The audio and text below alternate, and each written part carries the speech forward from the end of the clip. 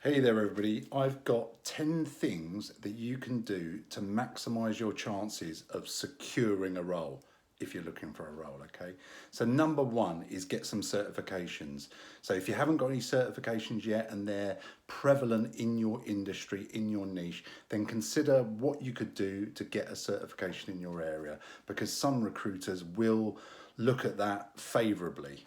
Second thing you can do if you can't get a certification is just get some training done. If you feel like you're moving into DevOps or you want to get into cloud, for example, then do some training. There's plenty of training courses out there on sites. For example, Udemy or WizLabs or A Cloud Guru, for example. Recommend all of those. Third thing, obviously, is your CV. You've got to make your CV as attractive as possible for recruiters and hiring managers. So do the free CV check. If you like what I say, consider the CV Express, then go on to a full CV review, the CV Booster, if I think you need it, okay? If you don't need it, stop at the CV Express level. Then at least you've improved your CV, so there's no lose situation there. Fourth thing is your LinkedIn profile. So like your CV, your LinkedIn profile's got to be professional looking. You want to make sure it's in line with your CV in terms of professionalism. You want to look as good on your LinkedIn profile as you do on your CV. So they don't have to be the same, but they need to exude the same amount of professionalism. I've had one beer, by the way, and make you come across as good as possible. Imagine if someone just looks at your LinkedIn profile or just looks at your CV. So don't just assume they're going to look at one of those. They might look at the other one, for example, or they might look at both. So make sure you're always improving your CV and LinkedIn in parallel is what I recommend. And I don't do a free review for LinkedIn, but LinkedIn Express is, value for money. Improve your LinkedIn profile. You can't lose with that. I do a full LinkedIn supercharger review, but not everybody needs that. So start with the express options. They're the cheaper option, not going to break the bank, and you're going to get some value back from it. Fifth thing you can take advantage of is my LinkedIn tagging lists. So basically, you benefit from my 11,900 connections on LinkedIn. So if I see a recruiter post a role, project manager in Leeds, for example, then I add that to the post called Project Managers North. So if you're tagged in that post, I add the role as a comment, you get notified. So I've got lists for various niches, not everything. And I don't do this all the time because it's basically done in my spare time when I spot a role or when someone else in the group notifies me, oh, there's a juicy testing role in London, for example, then I'll add that to the testing tagging list. So do the free CV check, then you get an email about the tagging list situation, and there's a video to explain it all as well. Okay, so that's 5 things so far. Number 6 is work on your application process and procedure and how you deal with agencies. So what do I mean by that? What I mean by that is don't just go and hit the apply button. I say this in multiple videos. I'm not saying don't ever do it, just do it as a last resort, right? Because if you hit the apply button, you are potentially going into a bucket of 100 other applicants.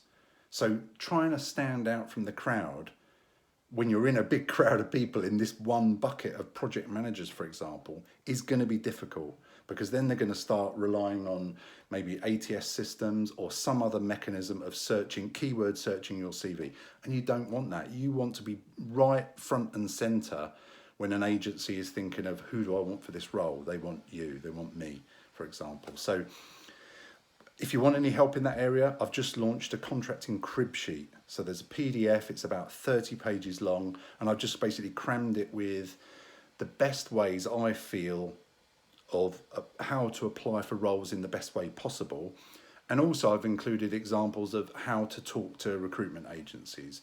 So based on my experience, how to come across more confidently, how to frame the conversation so you're a bit more in control, and to answer some of their common questions. So contracting crib sheet is really good, useful for that. So check that out. Number 7 is confidence. Quite hard to work out how you improve your confidence because you got to fake it till you make it. You got to try it, and that's how you become more confident in any area of life, is to actually do the thing, and then you become more confident at it, which is obviously easier said than done. But if you want any help on that, then I've got my free 15-minute clarity calls. I do a paid for 30-minute coaching call or a paid for 1 hour call if you want some more help on confidence, and I'll try and help you the best way I can. Number 8 is ping your LinkedIn connections. So what do I mean by that is if you've got a friend, for example, who's working in a bank, for example, may not be in your niche, might be a Unix or a DBA admin in a certain bank.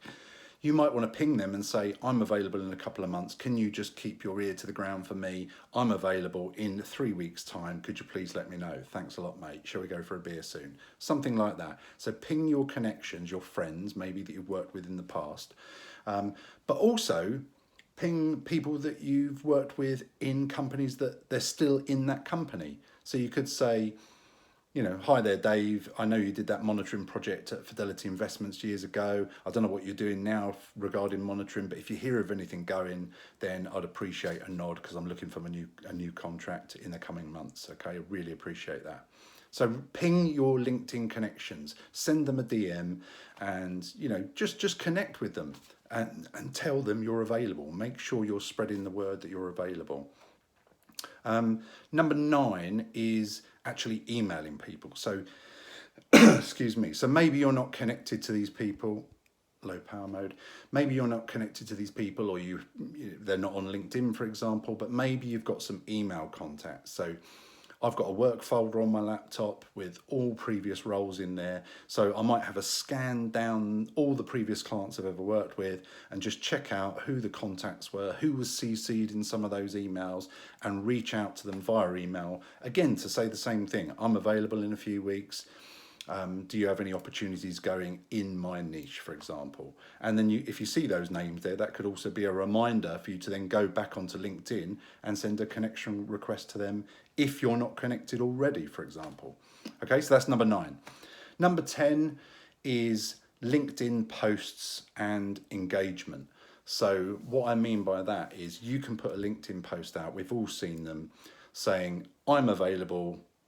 I've done this myself. I'm available as a monitoring consultant for contracts and consultancy, and basically put a little bit of content in there. Sell yourself, not over the top, of course, and maybe put a graphic in there so it grabs people's attention, and invite people then to, you're inviting people then to comment and like on that post. And lots of your connections might like on it and comment on that, which will spread the reach as well of that post.